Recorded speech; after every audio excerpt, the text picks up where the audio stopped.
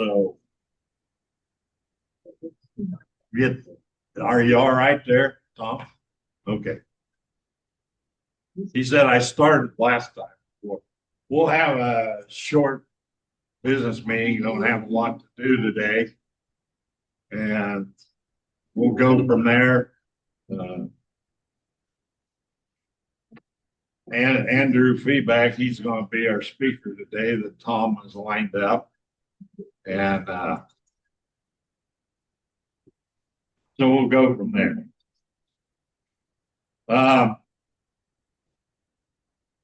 I'll take a, did everybody get a chance to read the secretary's report in your newsletter? Say additions or corrections to it? The minutes.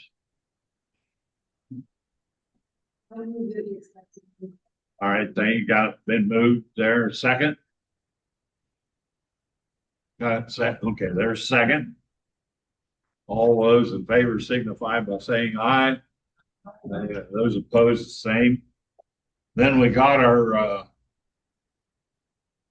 genealogy or the treasury report for the Genealogy Society. I will mention that the secretary told me that we have a new member that Tom has railroaded in to join us. I guess I don't know. But since it's so late in the season, they had paid for 2 years, and I think we kind of made an executive decision here. It's all right with everybody that just make that dues for 26 and 27. So if that's fine with everybody. Was there any other questions about the newsletter? Or excuse me, the treasury report? If not, okay, second. There's second. All right. All those in favor signify by saying aye. Okay, only have a couple things today. Is our the nominations committee, have they got everything squared away for our election next month? Yes. And if anybody wants to be nominated from the floor, that's fine. At our next meeting. It'll be next, but I guess we could do it today too, or at least they could tell you. But we will plan on having our election next month like we normally do. Okay, yeah, you're right. Getting ahead of time. Yeah. So I can't get on the idea this was, and I hope it didn't mess anybody up too much, but we did postpone the meeting a week. And I guess Joanne or somebody had came the wrong day there. Of course, you couldn't get in the library anyhow, so. But we that was one thing we had forgotten. And the other question I had to ask is, how is our coming on the book, our final book, is it getting close?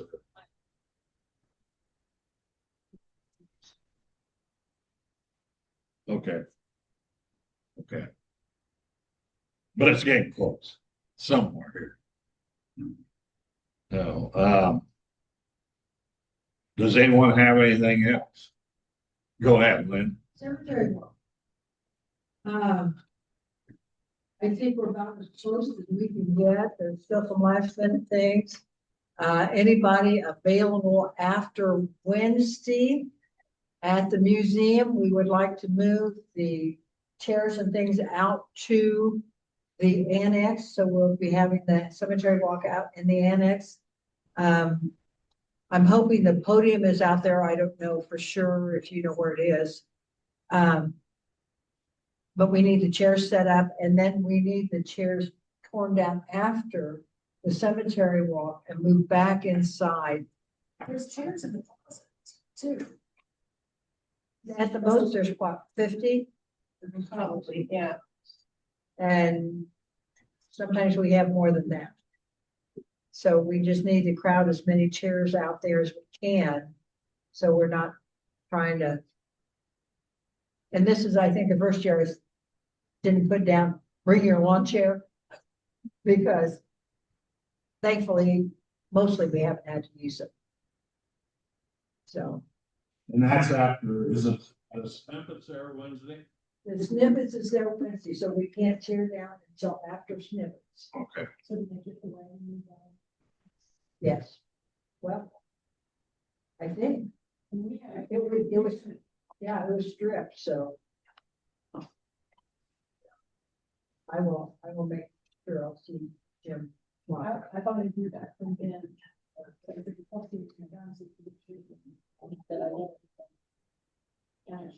I mean, I think I was. I can't remember if it was in there the last time I saw the door open or not. I'll drive by. Oh, okay. We're gonna try and hopefully make some adjustments or something. Change where some things said or whatever, so everybody can hear. We've had a problem that people that are outside that don't get in can't hear, and so maybe we can. Larry, you can be there on Wednesday afternoon. I'd like to have the sound system set up, and then we can kind of judge maybe halfway back, or I don't know. Yeah. I know our sound system is a little bit different than what Jeff Wilmer had. Right. So.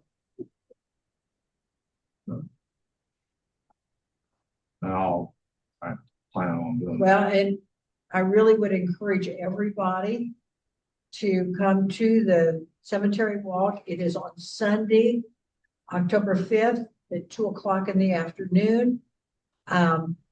It is Old Bluffton Cemetery, and the early pioneers who named Bluffton and set up their system of courts and everything.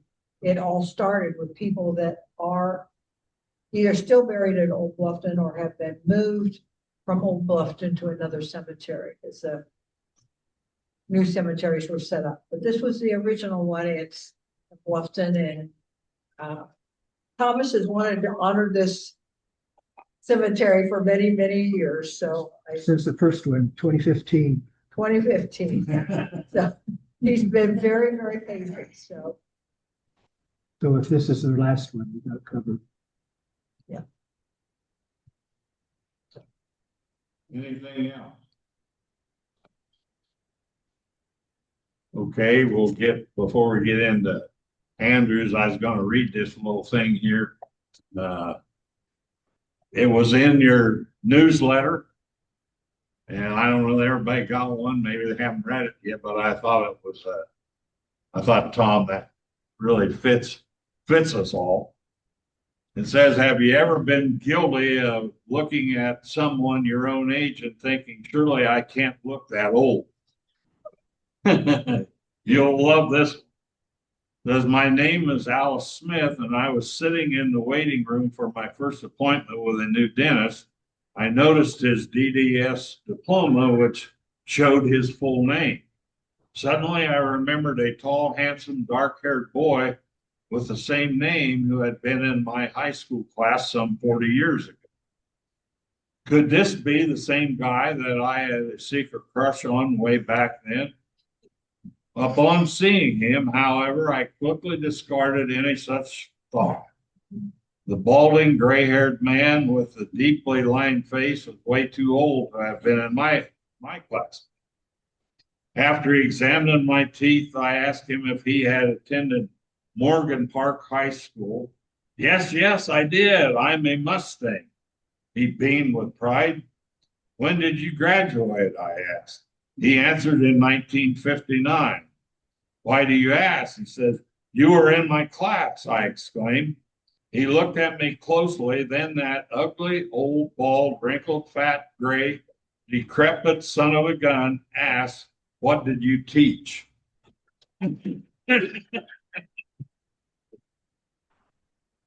I don't know where you found that, Tom, but that really hit me. So now that we had talked about that, we'll leave Andrew Feeback, which is, he's going to talk about the history of Bluffton High School. Is that right? Bluffton's basketball. Basketball. Hey, good morning. I'm Andrew Feeback. I work in adult services upstairs. I've worked here for about 2.5 years now. I also write for the Bluffton News Banner covering sporting events for the Wells County schools. And not long after I started here, I had an idea that it would be neat to find a way to merge what I do in both jobs. And I came up with the idea to research the basketball program at Bluffton High School. And I'd like to do this for each of the county schools so that we have databases for each of them available upstairs. And I started with the Bluffton Boys program sort of as a test run to see how extensive this research would be, how much I could do. Next slide, though. What I'm looking for here is every basketball game that Bluffton has ever played, going back to the very beginning in the early 1900s. I'm not sure when the first game was. I'll get to that in a little bit. I'm looking for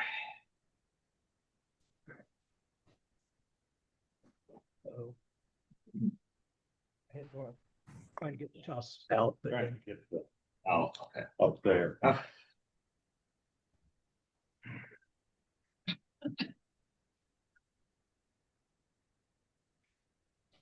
I'm trying to find each game, the correct score, the date, the location, and if possible, how many points each player scored. I'm trying to take all that information and digitize it in a way that would be appealing to look at, not just a lot of numbers. What I'm using to do that is this book called The Tigers by Bob Adams. This is available in the Indiana room upstairs. It was published about 8 years ago. It's got all the games that Bluffton has played that he could find. Another source I'm using is johnharrell.net.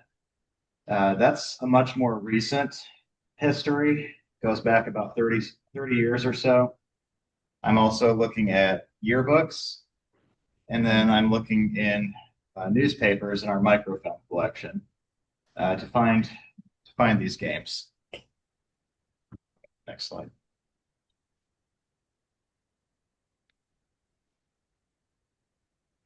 So this was written by Bob Adams. He's done a handful of these for different schools in the area. He's also done these for these schools that were consolidated out of existence, like Lancaster. I think Petroleum is up there as well. He's done Adams County. I think he did Blackford and Huntington as well. This was published in 2017, so 2016 is the most recent season in here. Adam Ballinger designed the cover art for this, and this has been my primary source for researching. And if you go to the next slide, I'll show you what I've been doing with each page. On the left there is what each page looks like. You can see he listed the opponents, the score of the game. Upper left corner there was the year, and he listed their record about midway down, and then there are player point totals for that season and for their careers. I've been making photocopies of each page, and the one on the right here, you can see I've been putting in my own notes. As nice as it is to have a book like this and as much information as there is in here, I'm finding quite a few mistakes that he made, and I've been trying to highlight those mistakes, write in some of my own personal notes. I've been writing the dates that the games took place on, whether it was a home game, whether it was away or a neutral site, correcting the score if it needs to be. And I don't know how easily you can see on the right here where I wrote, there were some games that he missed that I wrote the dates and the results for those. And the one I highlighted there was actually a JV game that he included the varsity results. So I've been going through each of these. I'm up to about 1980 now. It's been been working on this for a while. And I've just been trying to write in my own notes, get the dates, locations, just trying to expand on what he did, basically. And trying to find full names and ages for the players, and if possible, how many points they scored. Just trying to find as much as I can with this and with our microfilm collection. Just trying to find what's available and put it in the form of a database, something that looks a little more visually appealing. Next slide. John Harrell's website will also come in handy for the more recent years. It provides tournament history, season results, dates, locations, basically everything I'm after for every school in Indiana that has football and boys and girls basketball programs. John Harrell is a former sports reporter. He used to work in Fort Wayne. I believe he lives in Bloomington now. He retired a while back, and this sort of is a retirement project that he did. He relies on coaches, administrators, and even fans that will send him scores from all across the state so he can maintain a website that keeps this information up to date. It's updated every day. It goes back to 1993-94 for boys basketball and football, and to 2000-2001 for girls basketball.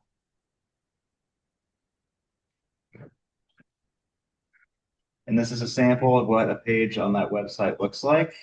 That was last year's Bluffton season. They've got the team name at the top, the season, and the class they play in, coach's name and record, scoring, offensive and defensive averages, and then the list of dates and the opponents and results. Basically, I'm trying for something like this, maybe not identical to this, but this is kind of what I'm attempting to do, and to go back a lot farther than he did. This website is very useful, but it only goes back to 1993. These are what newspaper articles looked like through the years. You can see on the right here in 2000, that's what a game story looked like. There was a headline, a byline, story itself, a box score, and a picture. And then you compare that to 1950. 1950 had most of this. They usually did not have pictures with the games unless it was sectional or beyond. Did not list an author's name. It was still pretty detailed overall. And then you see on the left there in 1910, there was a lot less coverage. And I just found that on a page full of text, no headline, no author's name, no details about the game, just the score and who played in it. And to be fair, not all the stories were that small back then, but there were a few that they would just put in a paragraph randomly in some page of the newspaper and just call it good. Those are very difficult to find. I just happened to come across that when I was scanning through paper one day. So that's what makes finding those early 1900s games so difficult.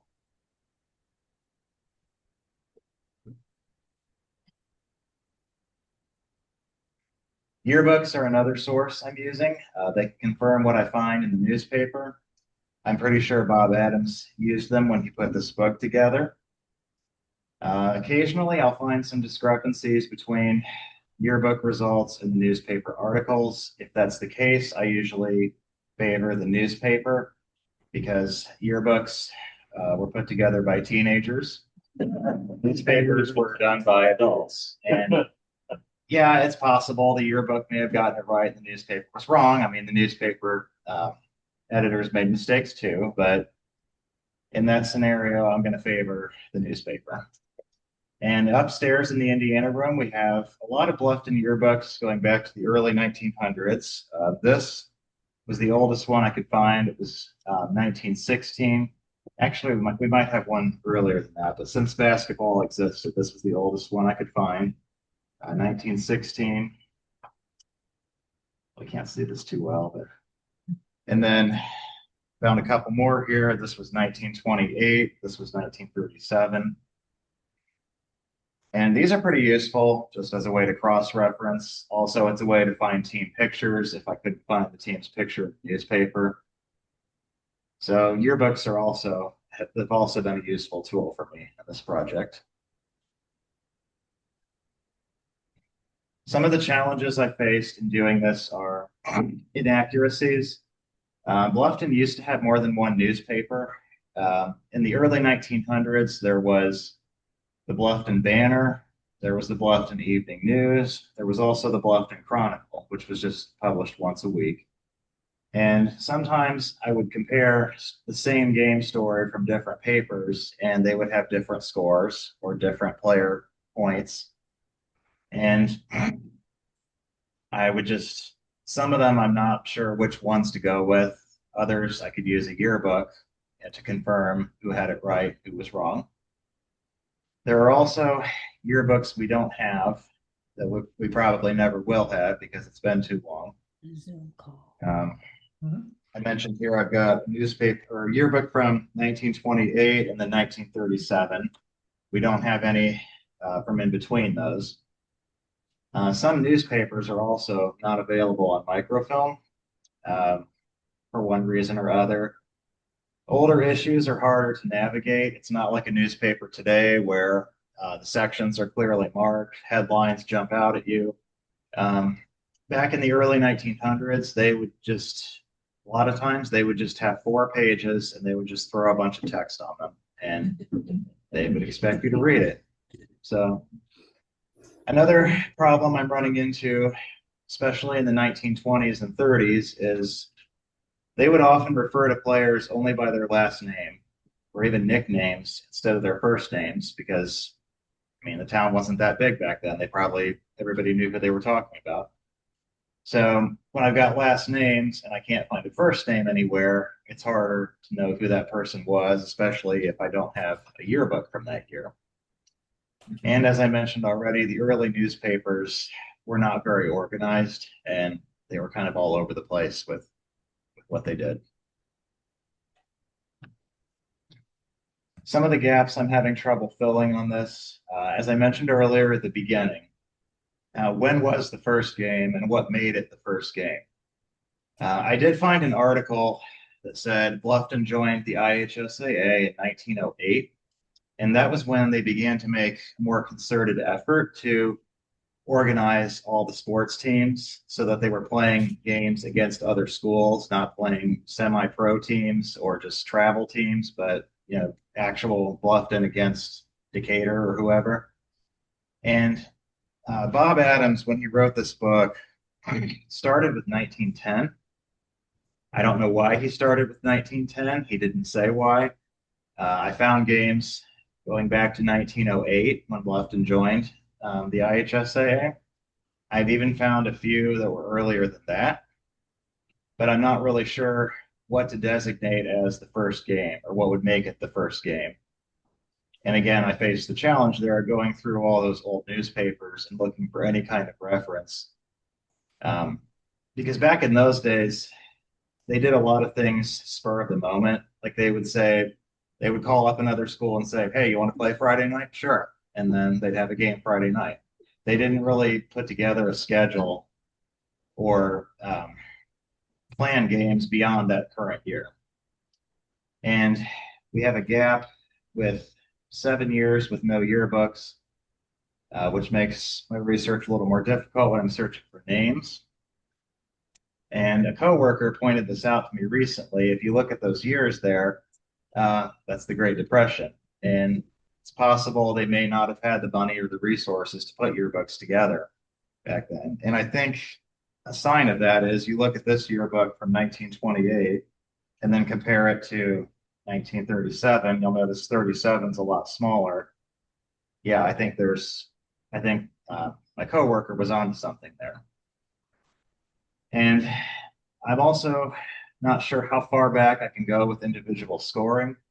It'd be really nice to have a scoring list of who, scored the most points, but I'm not sure how far back I can go with that. Some players I might be able to get their junior or senior year, but no earlier. Yeah, basically it's hard to know where to draw lines and how much information I can realistically find with this. And I also want to find a way to include some pictures in this, not just make it numbers and text. Um, these are some pictures I pulled. The one on the upper left there was in 1977. That's Jim Irwin, who was the coach that year, and his son after winning a sectional.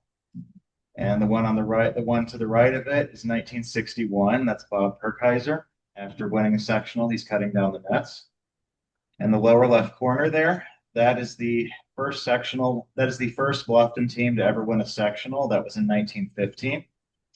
And on the right there is a storefront downtown in 2002 when Bluffton made it to state.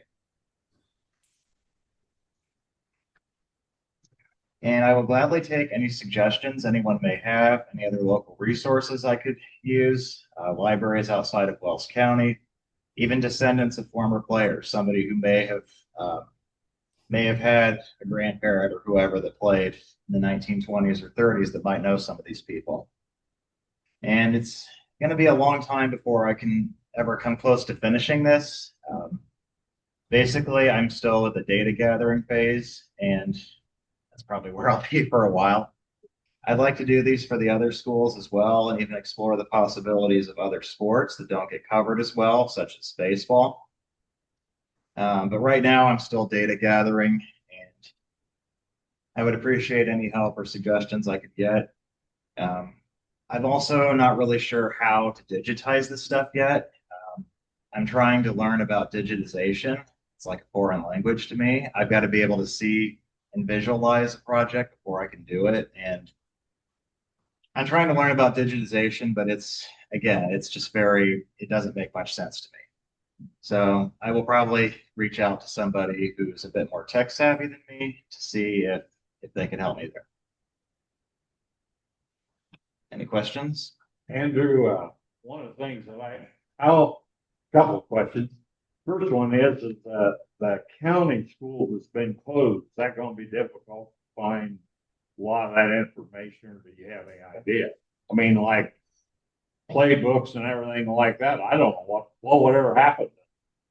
Well, Bob Adams did make, he made this one for Bluffton. I know we've got a Lancaster book upstairs as well. And I'm not sure, I don't know if he did every Wells County school, but I know he did Lancaster. I think he did Ossian, might have done Rock Creek. I think he did one for Petroleum. So we have the information from those schools that were consolidated out of existence.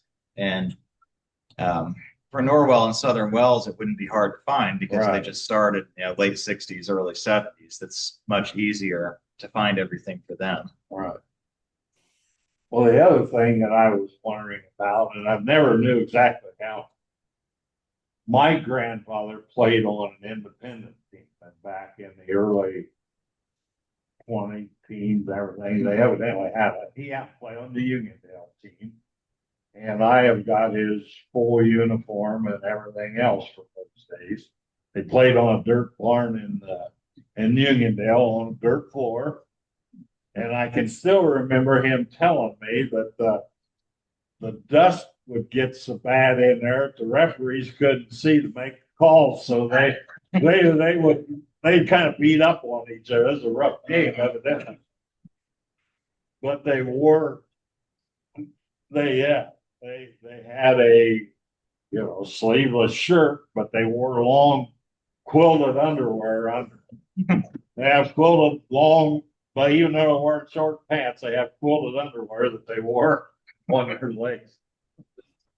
But I just wondered how those fit in was that like before the schools had teams, or was it the same time, or do you have any idea? Yeah, what I'm trying to figure out is, the IHSAA formed around 1905, I think. There were about 15, 20 schools that were the first wave to join. Bluffton was not in that first group, but they joined in 1908 with another wave of schools that came in then. And I think that was about that time is when they were trying to get more organized and have, an actual building for the team to play in and have players that went to that school and competed against another school.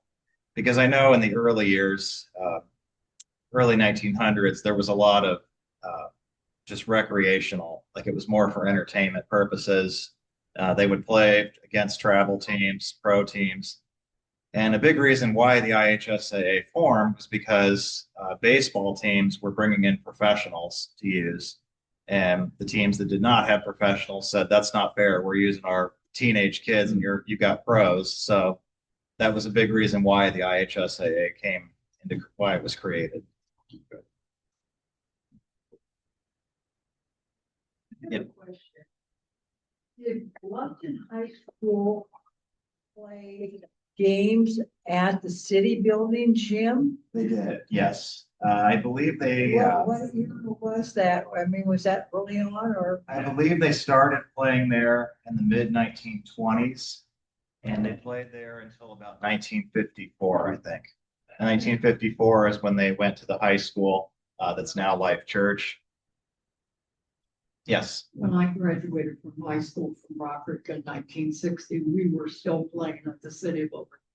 Okay.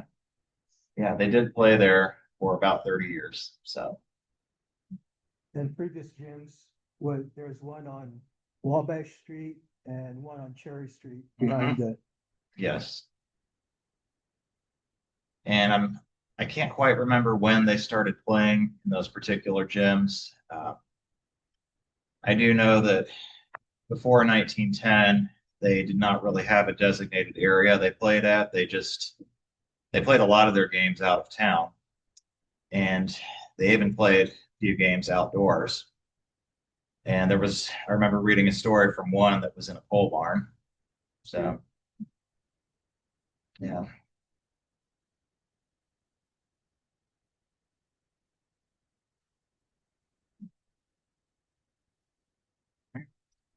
Any other questions? Andrew, I just, Was there a time that they set a regulation size of court for basketball? Because I can remember some of the old gyms, More regulations. yeah, at the Hartford School in Adams County and Rock Creek, Chester Center School in Wells County. Rock Creek. They had bleachers on the line, so I don't know if they counted the whole area as a gym. Yeah, I'm not sure when they made the rules for that. I do remember that the old Bluffton High School gym was not regulation length. There was a mistake made when that was put together and the floor was not long enough. It didn't matter in the regular season, but they could not have tournament games there. Yeah, I can remember Rock Creek. The out of bounds line was the wall, a brick wall. They put a mat on the wall to run in. And I can remember the foul, the circle behind the line that you had your fouls intersected the jump circle. So you know about how short the dip. I have an interesting story about my father. Was he played for Penville and then Portland, and his family moved around, and he got a scholarship for his sportsman. He was a 6'4" tall man, and he went to Ball State on a scholarship. And back then, scholarship didn't mean a whole lot because they put you up in the gym and you forage for your food. But anyhow, he played basketball for Ball State, and that would have been about 1927, 28. And being a tall man at 6'4", the rules was then, if you were your end of the court, you could tip the ball to yourself and shoot it. And he holds the Guinness's World Book of Records for a number of shots that he made doing that. That still stands because then they changed the rules. And I think that high school probably had the same rules as college to begin with. So I'm sure that started in high school someplace. Something I've also noticed too is that when the game first started, and they first started covering these games, the writers would all often inject their own opinions into the stories, which you're not really supposed to do that now. But yeah, their opinions about not just the players, but the school in general would also get into these. I haven't figured out why, but uh, whoever wrote for Bluffton back then did not think fondly of Hartford City. He often referred to Hartford City as a wet town. So did not like Hartford City for some reason. Yeah, I don't know. There was also another stretch I discovered in the 1920s where Bluffton and Decatur did not play each other in any sport for about 3 years because there was a fight at one of the basketball games involving players and fans.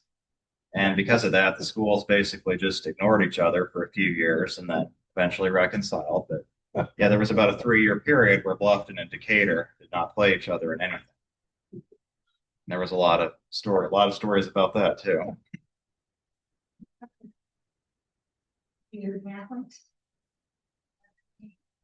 Let me see if I can find it here. It was in the mid-20s.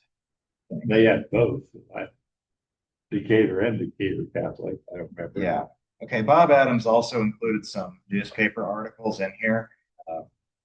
Narrow escape from Decatur mob. Decatur fans unable to bluff decision for them sought to mob.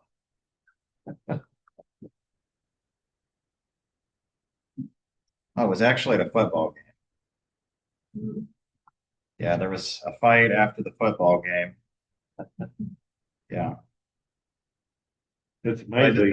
December 5th, 1922, both Bluffton papers as well as the Decatur papers both reported the sporting contest between the two schools would be canceled. It was several seasons before the teams met. The season would be the last for Coach Rip and Coach Moore. Coach Ripliff was okay. Yeah.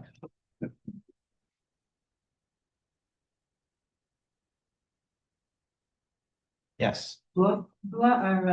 Rivalries between schools back then was really fierce stuff. Right. And talking about Decatur, I can remember being forbidden to go to Decatur when I was a kid running around because Decatur was too rough. We thought, my parents thought, I mean, there were just rumors and legends about different towns, Right. you know. And at one time there was a school in every township as well. Right. Wells County had nine Right. schools altogether. And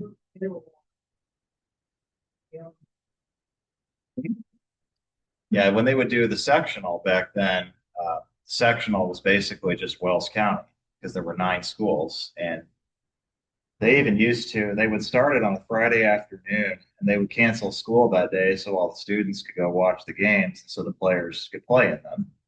And it would start on Friday afternoon and would go all the way through Saturday night.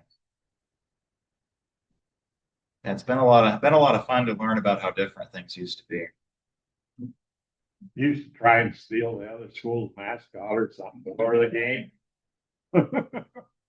And Bob Adams noted in one game in here, I don't remember what year it was, that when the Bluffton team returned to their locker room after a game, they found 3 men that had come into the locker room trying to rob them. They chased out 3 robbers.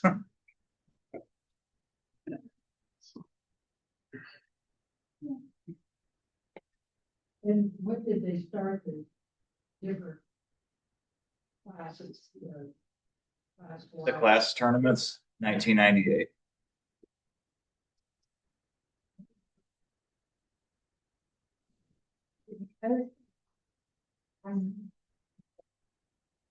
Sisters were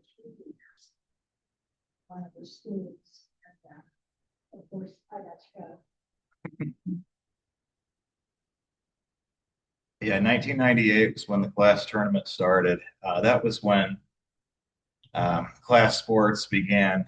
I think the only other sports that are classed are volleyball, baseball, and softball, in addition to basketball and football. Any other sport that's not among those, I think, is still a single tournament.